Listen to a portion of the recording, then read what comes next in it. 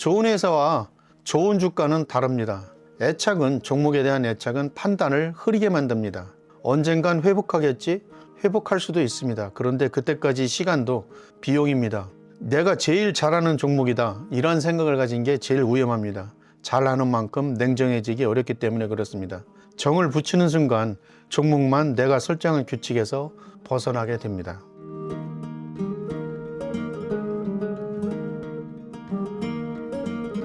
안녕하세요, 이웃님. 박재원의 투자농장 채널의 농장지기 박재원입니다. 오늘은 지난번에 말씀드린 그 3부작 가운데 두 번째입니다. 지난 편에서 우리가 제대로 못 파는 건 그 의지가 약해서가 아니라 본성 때문이라고 말씀을 드렸죠. 그래서 그 다짐이 아니라 원칙이 필요하다고 강조한 바 있습니다. 오늘은 제가 쓰는 그 원칙을 말씀드릴 건데요. 어디서 배운 게 아니라 제가 그 35년 동안 그 금과 옥조처럼 여겨졌던 매도 원칙입니다. 사실 그 펀드 매니저 할 때도 그렇고 제가 그 유튜브 생활을 하면서도 많은 구독자분들한테 그 질문인데요. 언제 파느냐? 이런 질문들을 어떻게 파느냐? 이런 그 질문들을 많이 받았습니다. 그런데 솔직히 제가 어떻게 구체적으로 팔아야 된다는 말을 정확히 말씀드릴 수가 없어서 주저주저 했는데요. 오늘은 제가 10여일 이상 고민하면서 정리를 한 거를 오늘 말씀드리는 겁니다. 물론 이제 개인마다 다 차이가 있기 때문에 이 원칙을 이웃님들이 반드시 적용하라는 건 아닌데 참고하면은 아마 도움은 되실 거라는 의미에서 그래서 시간을 만들었습니다. 지난 편 마지막 장면을 다시 보시겠습니다. 그 본성은 다짐으로 이기기가 어렵고 필요한 건 미리 정해둔 원칙이다. 저도 예외가 아니었습니다. 제가 직접 만든 모델을 지키지 못했으니까요. 이를 겪고 나서 이제 저는 감정이 개입하기 전에 미리 정해두는 쪽을 택했습니다. 그래서 오늘은 제가 실제로 쓰는 규칙을 그대로 말씀드리겠습니다. 먼저 분명히 해두고 싶은 게 있는데요. 오늘 말씀드릴 규칙은 어느 책에서 가져온 게 아닙니다. 제가 그 펀드 매니저로서 그리고 시장에서 35년을 보내면서 직접 겪으면서 만든 규칙입니다. 그리고 솔직히 말씀드리면 성공해서 배운 건 아니고요. 실패를 통해서, 손실을 통해서 배운 겁니다. 같은 실수를 2번, 3번 반복하고 나서야 이건 규칙으로 못 박아야 되겠구나. 그래서 이제 굳힌 것들입니다. 그래서 사실 5개밖에 안 됩니다. 많으면 또 지켜지지도 않고요. 머리만 복잡해집니다. 규칙을 만들면서 제가 지킨 조건이 3가지 있습니다. 첫 번째, 사기 전에 미리 정해야 된다는 거. 매수하는 순간에 이미 팔 조건이 정해져 있어야 된다는 겁니다. 두 번째는 단순해야 된다. 복잡한 규칙은 절대 지켜지지가 않습니다. 저도 예전에 조건을 잔뜩 붙인 규칙을 만들어 봤는데 정작 필요한 순간에 계산이 잘 안 되더라고요. 세 번째는 예외를 두지 않습니다. 한번 예외를 두면 그때부터 규칙이 아니라 그냥 참고사항이 됩니다. 그래서 절대 예외를 두면 안 됩니다. 예외를 둔 원칙은 있어서는 안 되겠죠. 제가 말씀드릴 5가지 규칙입니다. 첫 번째, 사기 전에 팔 조건을 적는다. 두 번째, 오르는 중에 나눠서 판다. 세 번째, 이익을 손실로 만들지 않는다. 네 번째, 종목과 결혼하지 않는다. 5번째, 시장 국면을 먼저 본다입니다. 별것 아닌 것 같기도 하고 아니면 좀 뭔가 있어 보이기도 하고 그런 5가지 원칙인데요. 제가 이 원칙에 대해서 하나하나 말씀을 드리겠습니다. 실제로 얼마나 차이가 나는지 제가 코스피 데이터로 확인을 해봤습니다. 첫 번째 규칙입니다. 사기 전에 팔 조건을 적는다. 저는 매수 버튼을 누르기 전에 3가지를 적습니다. 왜 사는가? 이 판단이 틀렸는가? 그리고 이 틀렸다는 신호는 무엇인가? 어디까지 견딜 것인가? 그리고 언제 나눠 팔 것인가? 이건데요. 별것 아닌 것 같은데 이게 있고 없고가 결과를 완전히 갈랐습니다. 하락한 뒤에 정해진 규칙은 규칙이 아니라 변명입니다. 이건 제가 여러 번 겪어본 일입니다. 실제로 얼마나 차이가 나는지 코스피 데이터로 확인해 봤습니다. 손절매 기준을 8%로 설정해 본 겁니다. 이 화면을 보시면 규칙 없이 버텼을 때 최악의 손실이 마이너스 37%까지 나게 됩니다. 그런데 규칙대로 잘랐을 때는 8%로 끝났습니다. 변동성도 29%에서 13%로 절반으로 줄었습니다. 이것이 어떤 의미를 하냐면 이 그래프는 삼성전자 사례인데요. 2021년 고점 부근에서 샀다고 가정을 하면 규칙대로 나왔을 때는 마이너스 8%, 그런데 조금만 버티고자 하고 들고 있었을 때는 마이너스 37%입니다. 그래서 29%의 차이가 난다는 거죠. 이 규칙의 가치는 결국은 수익을 늘리는 게 아니라 최악의 손실을 줄여주는 겁니다. 이 부분이 제일 중요합니다. 두 번째 규칙입니다. 오르는 중에 나눠서 판답니다. 저는 그 꼭지를 맞추려는 시도를 오래전에 포기했습니다. 35년 경험하면서 꼭지를 맞춘 적이 거의 없습니다. 어쩌다 한 번은 있겠죠. 그렇지만 지속성은 없습니다. 어느 전문가나 다 마찬가지입니다. 대신 오르는 도중에 조금씩 덜어냅니다. 이 화면처럼 오를 때마다 1차, 2차, 3차로 나눠서 그 매도를 합니다. 3차 때마다 그 각각의 정해진 비율은 개인차가 있기 때문에 제가 미리 말씀드리지는 않겠습니다.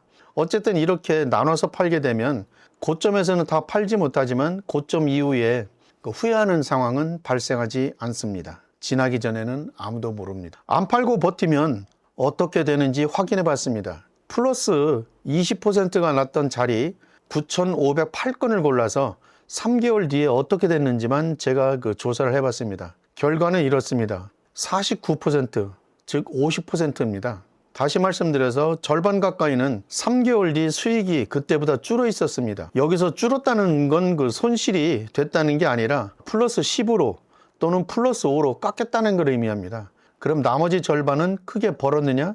그게 핵심입니다. 3개월을 더 들고 있어서 추가로 번 돈의 중앙값이 플러스 그 0.5%였습니다. 사실상 수익이 거의 없는 거죠. 그 절반은 깎이고 잘 돼도 0.5%, 위험은 늘었는데 대가가 없는 거래입니다. 이 화면은 하이닉스 사례인데요. 플러스 20을 지나서 고점 플러스 50까지 갔었지만 팔지 않고 끝까지 들고 가니까 마이너스 6%로 끝납니다. 다만 이 숫자가 나눠 파는 게 낫다는 걸 직접 증명하지는 않았지만 이건 전부 파느냐, 전부 들고 가느냐의 비교 문제입니다. 제가 나눠서 판다는 쪽을 택한 건 어느 쪽도 확신할 수 없을 때 중간이 낫다고 봤기 때문에 그렇습니다. 세 번째 규칙입니다. 이익을 손실로 만들지 않습니다. 괜찮은 이익이 났다면 최소한 본전 아래로는 내려보내지 않는다는 원칙입니다. 그림을 보시면 초록점까지 올라갔다가 그대로 흘러내려서 본점 아래 빨간 점까지 갑니다. 이걸 저는 그 라운드 출입이라고 부르는데요. 가장 뼈아픈 경우입니다. 앞서 보신 경우와 거의 비슷한데요.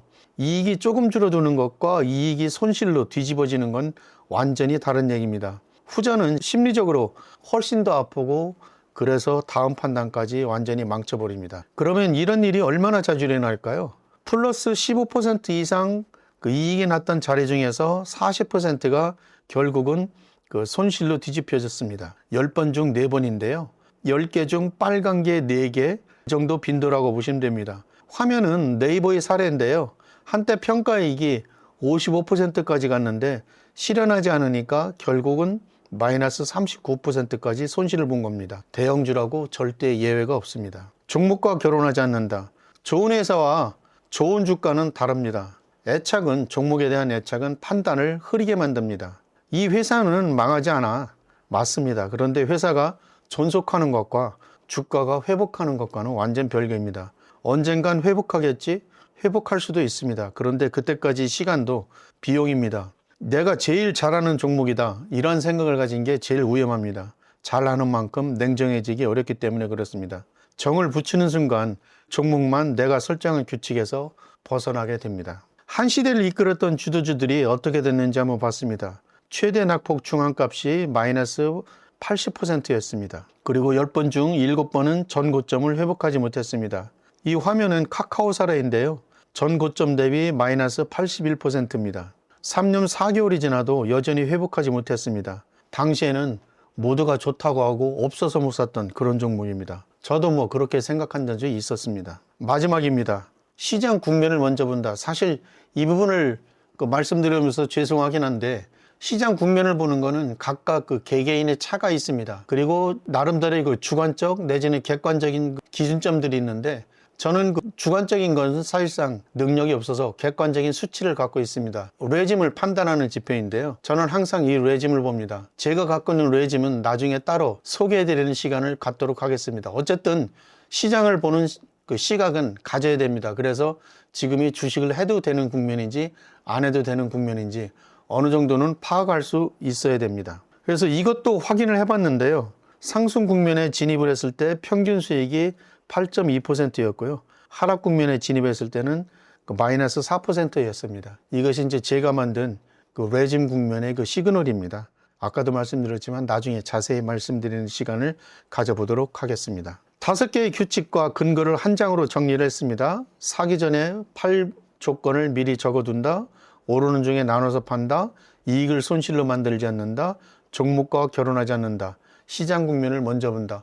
어떻습니까? 좀 마음에 와닿습니까? 이 가운데 어떤 것을 본인이 취할지 한번 생각해 보셨나요?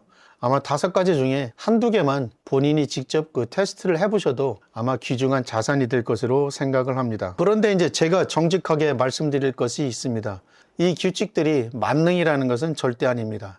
데이터를 돌려보니까 한계도 분명히 있습니다. 그렇지만 확률이 높다고 생각을 해서 제가 여러분들께 이 규칙을 전해드리는 겁니다. 다시 한번 말씀드리지만 절대적으로 100% 확정된 확률이 높은 것은 아니라는 점 다시 한번 강조해 드리겠습니다. 어쨌든 규칙은 반드시 세워놔야 된다. 오늘 제 영상이 마음에 드셨다면 구독과 좋아요 버튼 부탁드리고요. 이것은 투자농장의 비유가 됩니다. 오늘도 시청해 주셔서 진심으로 감사드립니다.